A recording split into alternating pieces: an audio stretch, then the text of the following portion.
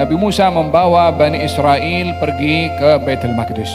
Dalam perjalanan daripada Mesir menyeberangi lautan tadi menuju ke Baitul Maqdis. Lalu di satu qaryah ada orang sembah berhala. Kata Bani Israel, "Ya Musa, hai Musa, coba jadikan untuk kami Tuhan seperti mana mereka." Minta Tuhan fisika, minta Tuhan yang boleh dilihat oleh mata. Kata Nabi Musa menegur kepada mereka, sesungguhnya kamu ini orang-orang yang jahil. Sudah beriman kepada Allah dengan hati, masih boleh berfikir bagaimana boleh ada Tuhan bersifat fisikal. Bagaimana itu orang-orang orang-orang musyrik meyakini Hubal, Lata itu adalah unsur ketuhanan disebabkan oleh karena mahu Tuhan yang boleh dilihat ataupun disentuh. Ditegur oleh Nabi Musa alaihissalam kepada Bani Israel. Sampailah ke satu kawasan, di mana kawasan itu Nabi Musa mengajak Bani Israel untuk meneruskan perjalanan masuk ke Baitul Maqdis. Bani Israel tidak mahu. Katanya, "Ya Musa, inna fiha qauman jabbarin." Wahai Musa, di Baitul Maqdis ini ada orang-orang hebat perkasa.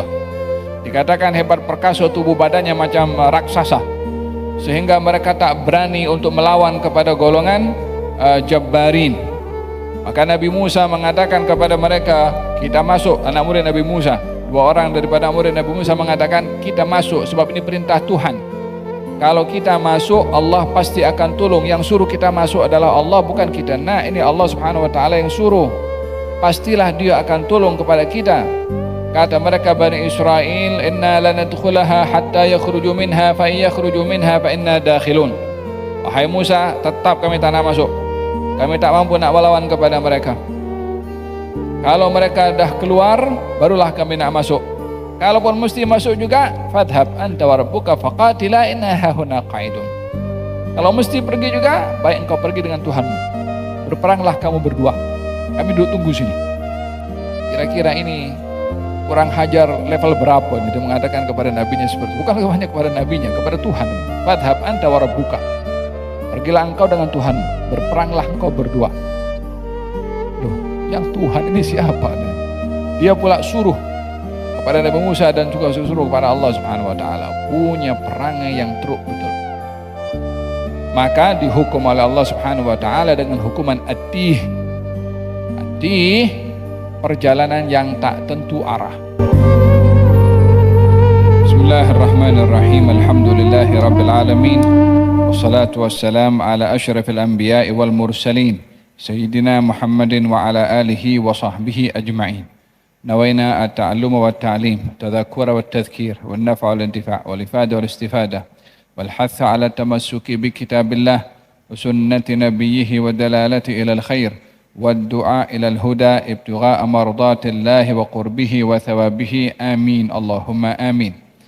Ayat yang ke-102 dalam surat Al-Isra memperbahaskan berkenaan dengan tanggungjawab seorang Nabi dalam menyampaikan dakwah pada para penguasa.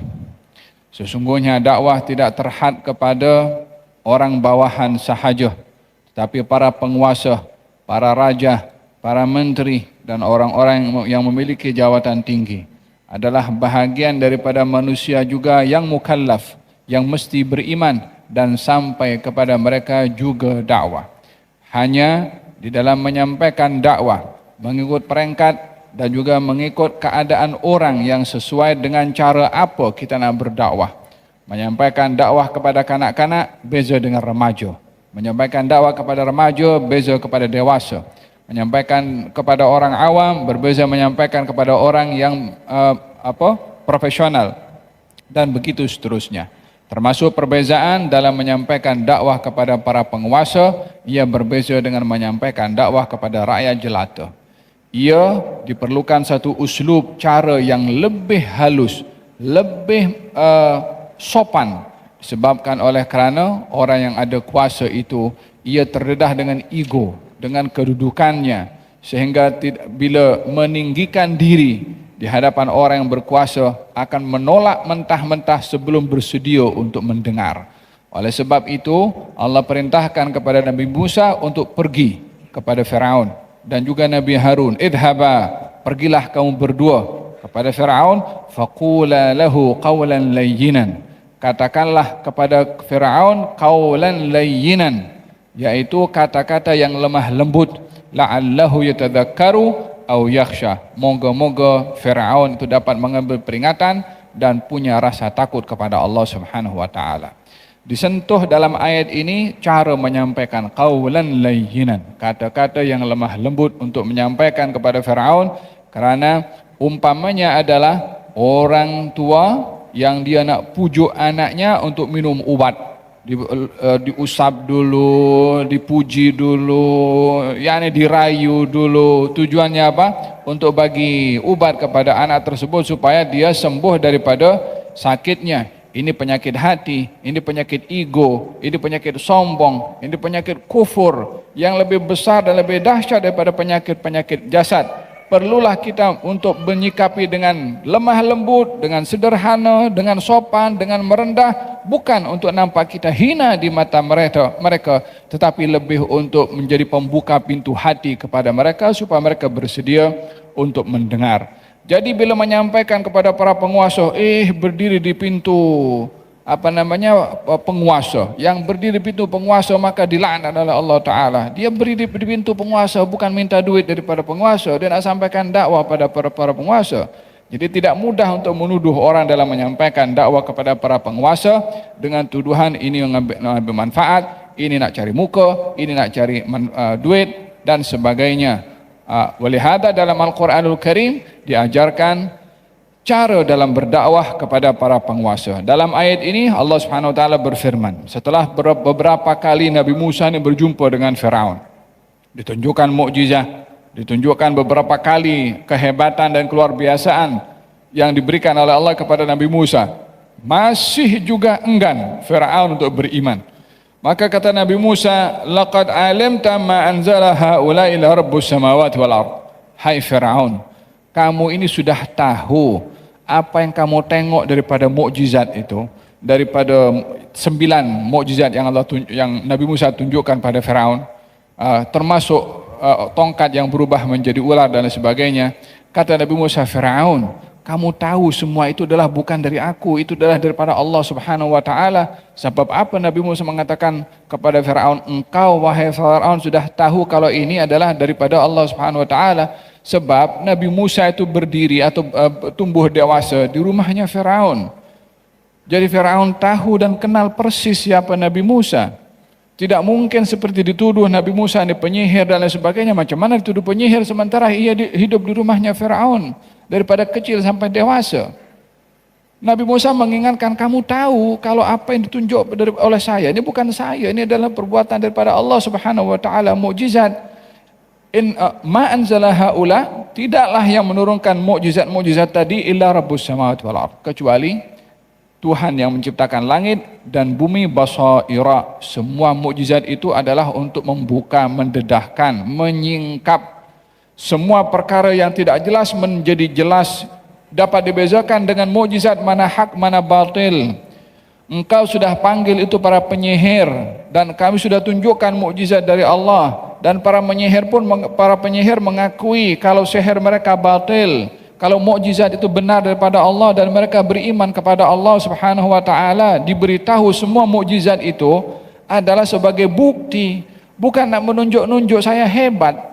Mukjizat yang ditunjukkan bukan nak tunjuk keakuan saya, nak bagi tahu ini semua adalah perbuatan Allah. Ini bukti kalau Allah Maha Kuasa. Ini bukti Allah mengajak kamu beriman kepadanya, wahai Firaun, basaira wa inni la adhunnuka ya Firaunu mathbura. Tapi kalau kamu kekal wahai Firaun, tidak mahu beriman setelah bukti jelas, maka aku tidak melihat pada dirimu kecuali kamu akan binasa.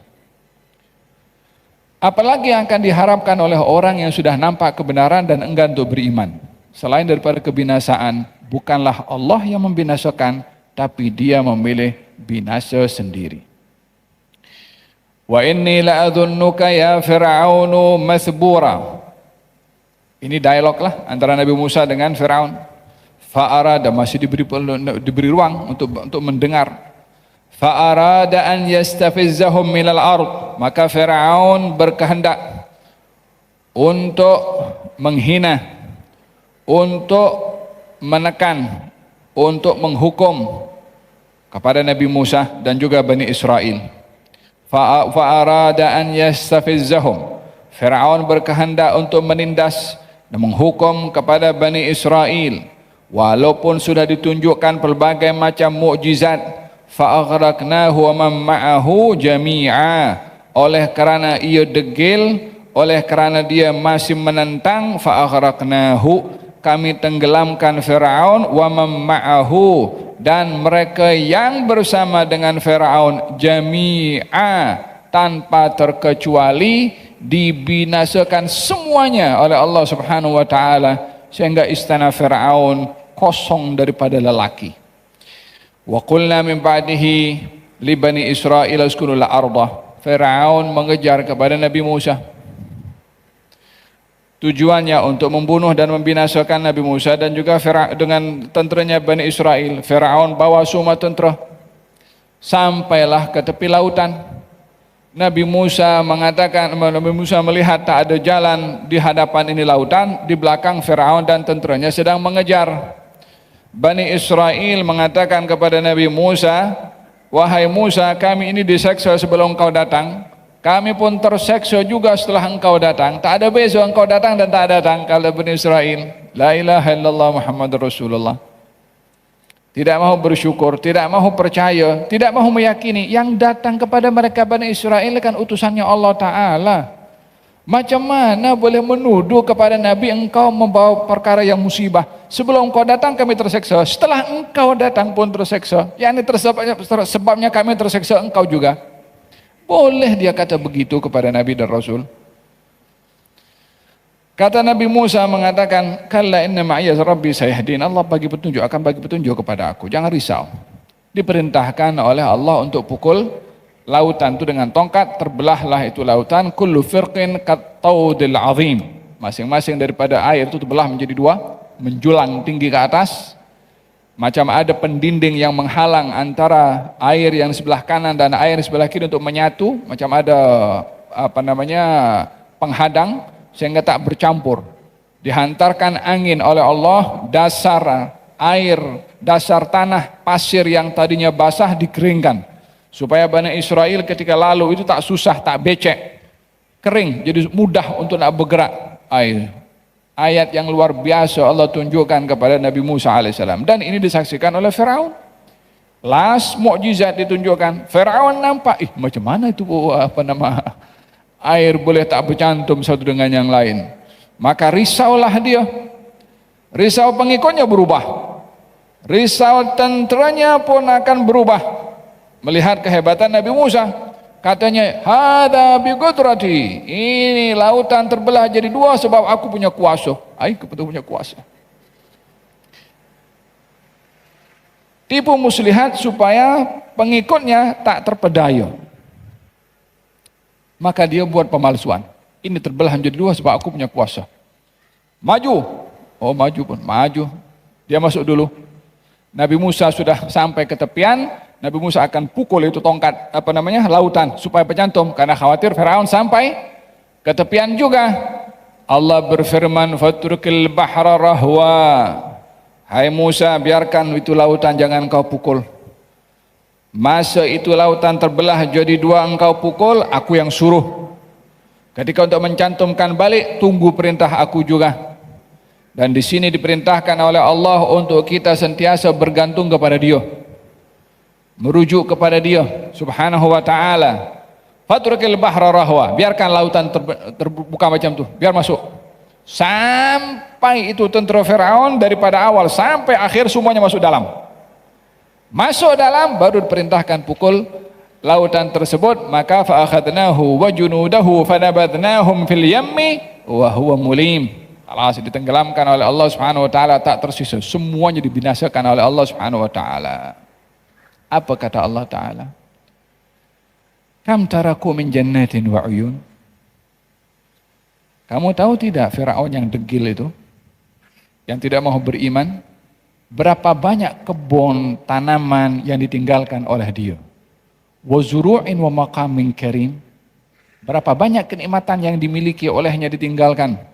Sehingga orang pergi ke Mesir waktu tengok istana, tengok keindahan, yang punya tak ada. Yang punya tenggelam, yang punya jasadnya ada di museum sekarang itu. sombong, ego. Akhirnya dia boleh manfaat untuk dunianya, apatah lagi di akhirat. Disebabkan oleh karena kesombongan yang ada pada Firaun. Kam taraku min jannatin wa uyun wa zuru'in wa maqamin karim wa na'matin kanu fiha fakihin kadzalika wa awrathnaha qauman akharin. Siapa yang menikmati istananya Firaun dan juga kekayaan serta orang lain menikmati, yang duduk orang lain, yang menikmati orang lain. Demikian realiti dalam hidup ini, tak ada apa yang akan dibawa ke dalam barzakh kecuali amal saja. La harta wala pangkat. Malaikat datang kepada fulan bin fulan ada di alam barzakhnya, panggil mana? Profesor, doktor fulan bin fulan, masih tak ada. Wa'illa gelaran yang ada di dunia apapun juga gelaran, mau tuk guru, mau syekh, mau habib, masih. Wala datuk, wala datin, wala tun, masih. Kalau panggil direct namanya. Yang akan diberikan penghormatan di alam barzakh nanti amal, bas, tak ada lagi lah, hanya amal sahaja. Fahimtum? Walihada yadba'ul mayyit thalath, akan ikut bersama si mati tiga: harta, keluarga, dan amal. Akan balik dua: harta dan juga keluarga yang kekal amalnya. Pilih yang setia dengan kita di barzakh. Tak ada yang akan setia menemani kita di barzakh. Lah kita punya pasangan, wala kita punya anak, wala kita punya orang tua.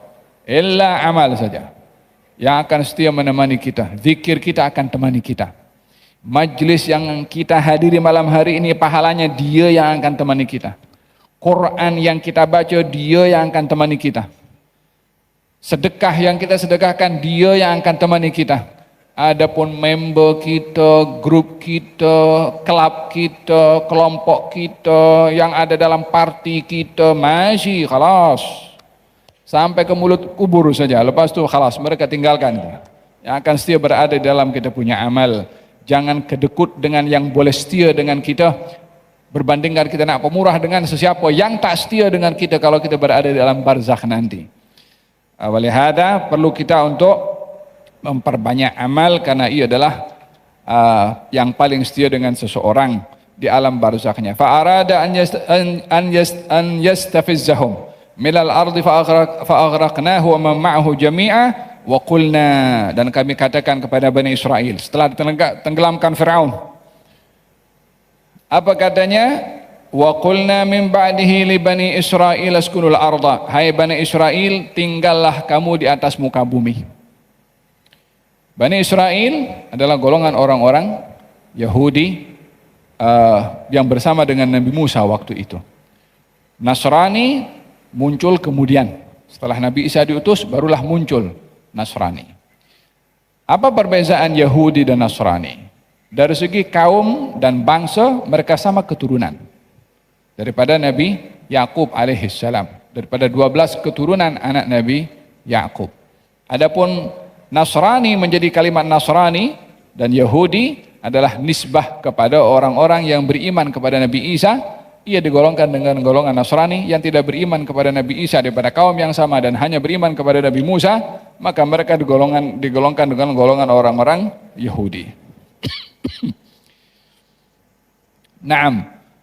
Wa qulna min ba'dihi li Bani Israel, kami katakan setelah itu, setelah tenggelamkan Firaun dan setelah wafatnya Nabi Musa alaihissalam, Nabi Musa membawa Bani Israel pergi ke Baitul Maqdis. Dalam perjalanan daripada Mesir menyeberangi lautan tadi menuju ke Baitul Maqdis. Lalu di satu qaryah ada orang sembah berhala. Kata Bani Israel, ya Musa, hai Musa, coba jadikan untuk kami Tuhan seperti mana mereka. Minta Tuhan fisikal, minta Tuhan yang boleh dilihat oleh mata. Kepercayaan kepada material bila lebih kuat berbandingkan keyakinan kepada spiritual dan hal yang gaib yang terkait dengan hati dan jiwa, ia boleh menjadikan segala-galanya material walaupun hal-hal yang gaib. Kita diberikan oleh Allah Subhanahu wa taala dua satu anggota badan yang boleh menilai dengan hal-hal yang bersifat spiritual, termasuk akal fikiran yang hanya terhad kepada hal-hal yang boleh dikesan oleh akal pada kemampuannya. Tapi akal tidak mampu untuk menyentuh hal-hal yang bersifat spiritual. Akal tidak mampu menyentuh hal-hal yang gaib. Bagaimana akal boleh terima kalau syurga itu ada atau malaikat itu ada? Bagaimana akal boleh terima neraka ada? Bagaimana akal boleh terima adanya alam barzakh, kehidupan di alam barzakh? Bagaimana akal menerima bahwasanya ada padang mahsyar, ada sirat, semua itu hal-hal yang gaib yang hati boleh menerima. Apa sebabnya? Disebabkan oleh karena yang memberitahukan adalah zat yang kita beriman kepadanya dengan kita punya hati, bukan semata-mata dengan akal fikiran. Oleh sebab itu, di dalam kita menyikapi hal-hal yang bersifat makulat yang dapat disentuh oleh akal, jangan sampai diketipkan hal-hal yang bersifat al-yaqiniyat, keyakinan dalam hati. Dan kuatkan bahagian keyakinan ini berbandingkan kepada akal, disebabkan oleh karena akal sangat dangkal pada kemampuannya berbandingkan hati yang merupakan letak untuk makrifah kepada Allah Subhanahu wa taala. Maka dalam hal ini diingatkan kepada mereka Bani Israel untuk masuk ke Baitul Maqdis.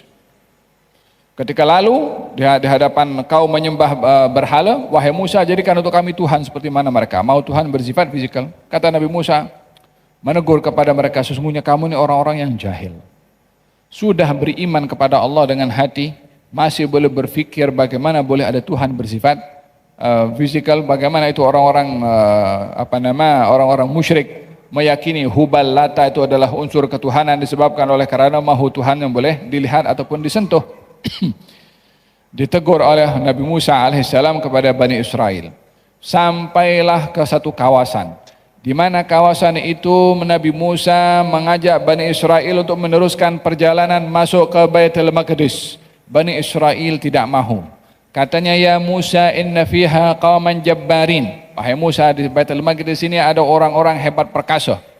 Dikatakan hebat perkasa, tubuh badannya macam raksasa, sehingga mereka tak berani untuk melawan kepada golongan Jabbarin.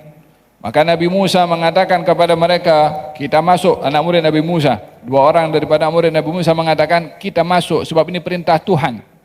Kalau kita masuk, Allah pasti akan tolong. Yang suruh kita masuk adalah Allah, bukan kita. Nah, ini Allah Subhanahu wa taala yang suruh, pastilah dia akan tolong kepada kita. Kata mereka Bani Israel, inna lanadkhulaha hatta yakhruju minha fa yakhruju minha fa inna dakhilun. Wahai Musa, tetap kami tak nak masuk. Kami tak mampu nak melawan kepada mereka. Kalau mereka dah keluar, barulah kami nak masuk. Macam mana nak keluar mereka kalau tidak berhadapan dengan mereka untuk menghalau kepada mereka yang menodai kehormatan Baitul Maqdis? Katanya, tetap aku tak nak masuk. Kami tak nak masuk. Kalaupun mesti masuk juga, fadhhab anta wa rabbuka faqatila inna hahuna qa'idun. Kalau mesti pergi juga, baik engkau pergi dengan Tuhanmu. Berperanglah kamu berdua. Kami duduk tunggu sini. Kira-kira ini kurang hajar level berapa? Dia mengatakan kepada nabinya seperti itu. Bukan hanya kepada nabinya, kepada Tuhan. Fadhhab anta wa rabbuka. Pergilah engkau dengan Tuhanmu. Berperanglah engkau berdua. Loh, yang Tuhan ini siapa nih? Dia pula suruh kepada Nabi Musa dan juga suruh kepada Allah Subhanahu wa taala, punya perangai yang teruk betul. Maka dihukum oleh Allah Subhanahu wa taala dengan hukuman atih. Atih, perjalanan yang tak tentu arah. Bergerak daripada suatu tempat lain, rehat. Esok pagi macam berada tempat semula, macam dia baru bergerak lagi. Bergerak lagi maju ke depan. Selama satu hari, malam tenggelam terbenam matahari, rehat, esok pagi di tempat semula pula. yakni pergerakan mereka hari-hari seakan-akan tak berganjak walaupun sejengkal. Dan itu bukan berlalu seminggu, 1 bulan, bukan setahun, 40 tahun. Tak bertempat. Hukuman kepada orang yang mencabar kepada Allah Subhanahu wa taala. Oleh sebab itu, daripada dulu sampai sekarang keadaan Bani Israel ini tidak punya tempat yang permanen. Cuma pada waktu ini setelah Nabi Musa tiba ajalnya, Nabi Musa tiba ajalnya saat At-Tih itu berlaku. Maka Nabi Musa minta kepada Allah Subhanahu wa taala, ya Allah, dekatkan aku meninggal dunia dekat dengan Baitul Maqdis. Ramyat hajar, sejauh orang melempar batu. Yakni Nabi Musa sedar kalau tidak akan masuk Baitul Maqdis disebabkan oleh kerana Bani Israel yang mengatakan kata-kata tadi itu. Ajalnya tiba, maka Nabi Musa meminta kepada Allah, kalaupun tak boleh masuk, at least paling tidak boleh dekat dengan Baitul Maqdis. Untuk apa Nabi Musa minta dekat kepada Baitul Maqdis? Disebabkan Baitul Maqdis adalah buminya barakah, buminya para anbiya, buminya orang-orang saleh. Nabi Musa ingin meninggal dunia di tempat yang banyak orang soleh, yang banyak orang-orang yang mulia di sisi Allah Subhanahu wa taala, di bumi yang berkat. Disebabkan meninggal dunia di tempat yang berkat akan mendapatkan berkat juga. Tentunya bumi yang berkat bukan karena buminya, bukan karena pokoknya, bukan karena suburnya, tapi karena penghuninya. Atau keberkatan yang Allah letakkan untuk orang cari di tempat tersebut, Allah berkehendak untuk letak berkat di sini, ya kita cari di situ. Bukan karena bumi, karena Allah letakkan berkat di bumi itu. Untuk apa kita pergi ke Masjidil Haram? Ya karena Allah letakkan keberkatan di Masjidil Haram. Untuk apa Nabi Musa ingin meninggal dunia di Baitul Maqdis? Ya karena Allah letakkan keberkatan di Baitul Maqdis. Idzan ada kalanya berkat itu diberikan oleh Allah pada tempat, ada kalanya pada masa, ada kalanya pada orang. Maka kita diperintahkan untuk mencari berkat baik pada tempat atau pada orang atau pada masa. Allah berfirman dalam Al-Quran melalui lisan Nabi Isa, wa ja'alani mubarakan. Allah menjadikan aku membawa berkat. Nabi Isa pun berkata begitu. Fahim dong? Kita makan Allahumma barik lana. Yang kita makan nasi barik lana. Yang kita roti barik lana. Kita makan buah-buahan barik lana. Ya bukan karena rotinya, bukan nasinya, bukan karena meminta berkat pada nasi, pada makanan, pada roti, pada apapun juga. Yang dicari adalah berkatnya. Demikian Allah Subhanahu wa taala meletakkan keberkatan pada tempat yang dikehendaki oleh Allah, dan kita perlu untuk mencari keberkatan tersebut. Nabi Musa meninggal dunia di tempat yang namanya Al-Kathibil Ahmar. Tempat kubur Nabi Musa ini didedahkan oleh Nabi SAW. Tak ada yang tahu di mana kubur Nabi Musa. Keliru ramai orang di manakah letak kubur Nabi Musa. Tapi yang memberitahukan adalah Rasulullah. Berapa jarak antara Nabi Muhammad dengan Nabi Musa? Ya, jarak dengan Nabi Isa saja 500 tahun lebih. Nabi Musa ribuan tahun. Katanya, marartu lailata usriya bi Musa wa huwa qa'imun yusalli fi qabrih. Saya ketika Isra Mi'raj lalu dikubur Nabi Musa. Sementara aku dapati Nabi Musa sholat di kuburnya. Siapa yang berbicara, yang tak bercakap daripada hawa nafsu, tapi ia bercakap dengan wahyu. Nabi Muhammad bagi tahu, aku nampak Nabi Musa salat di kuburnya. Bermakna Nabi ziarah kubur. Ya Rasulullah, engkau dijemput oleh Allah Subhanahu wa taala, jumpa dengan Allah Subhanahu wa taala.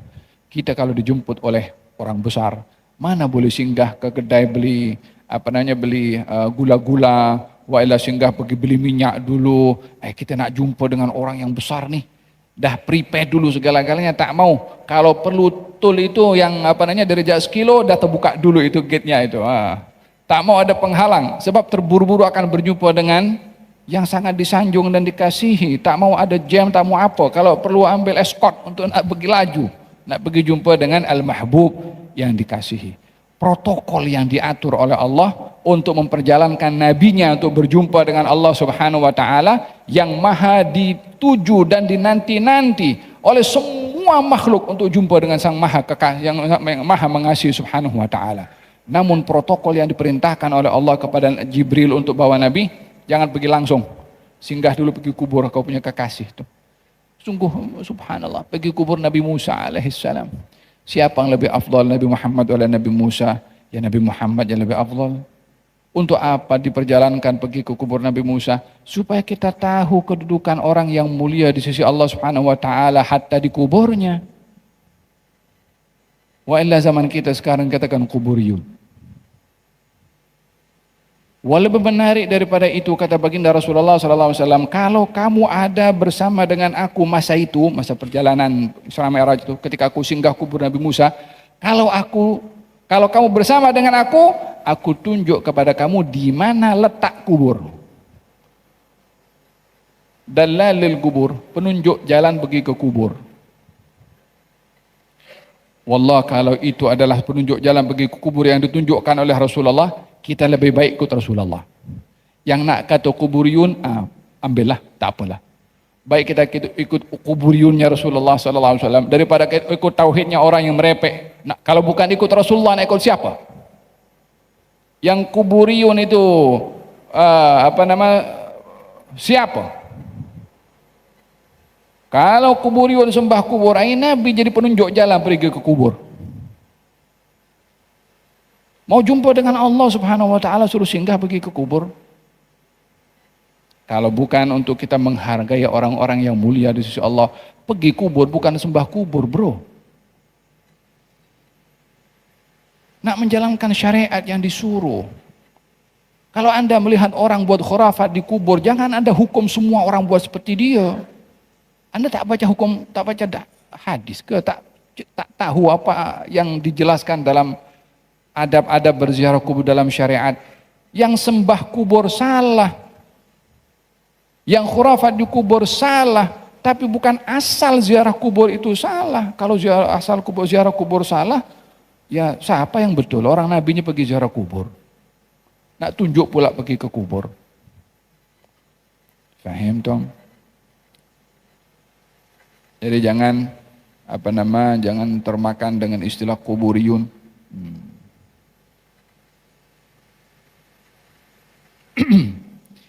La ilaha illallah. Uskunul arda fa idza jaa wa'dul akhirah. Diperintahkan oleh Allah Subhanahu wa taala kepada Bani Israel untuk tinggal di bumi. Kan saya katakan tadi Nabi Musa tak sempat masuk. Ya, kata baginda Rasulullah, kubur Nabi Musa indal kathibil ahmar. Kubur Nabi Musa itu berada di kawasan tumpukan pasir berwarna merah. Tumpukan pasir berwarna merah, isyarat, tanda. Yani kalau tak tepat kuburnya, tak perasa di mana kuburnya, tengok tanda-tandanya ada tumpukan pasir berwarna merah. Diberitahu signboardnya oleh Nabi Shallallahu Alaihi Wasallam. Hakada yang diajarkan oleh baginda Rasulullah Shallallahu Alaihi Wasallam. Nabi Musa meninggal dunia di sana dan Bani Israel yang hidup bersama dengan Nabi Musa pun meninggal. Generasi setelahnya barulah mereka diizinkan untuk masuk ke Baitul Maqdis. Wa qulna min ba'dihi, kami berkata kepada Bani Israel setelah wafatnya Nabi Musa, uskunul ardah, tinggallah kamu di atas muka bumi, tanpa disebut di mana. Mau di Baitul Maqdis, mau di Mesir, mau di mana, terpulang. Yang penting kamu boleh tinggal di mana saja. Uskunu al-ardah. Oleh sebab itu kita melihat sejarah Bani Israel mula daripada itu tidak ada pernah berada di satu tempat yang bernegara. Tapi pencar atau berada di semerata tempat, cuma mereka hidup sesama mereka saja. Mahu di Eropa, mahu di mana, mereka merata di semerata tempat, cuma mereka hidup antara mereka saja. Kemudian kata Allah Subhanahu wa taala, fa idza jaa wa'dul akhirah. Kalau tiba janji yang terakhir yang dijanjikan terhadap peristiwa yang akan dilakukan oleh Bani Israel, oleh Yahudi, ji'na bikum lafifa. Kami semua datangkan daripada tempat yang berpencar kamu itu, kamu akan datang, akan berkumpul di satu tempat. Di mana sekarang? Israel.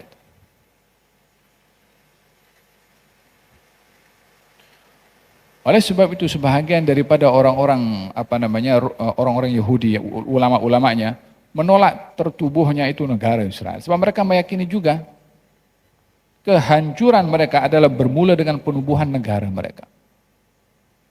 Hanya waktu saja. Ji'na bikum lafifa. Kami akan datangkan kamu wahai Bani Israel daripada Semarata yang kamu tadi berpencar akan berhimpun di setempat. Bukankah jemputan daripada negara itu panggil daripada bangsa-bangsa mereka untuk datangkan dengan pelbagai macam fasiliti akan dikasih. Pada awal pembahasan tentang surat Al-Isra, Allah ada berfirman tentang Bani Israel, la tufsidunna fil ardi marratain. Kamu akan melakukan kerosakan di atas muka bumi 2 kali.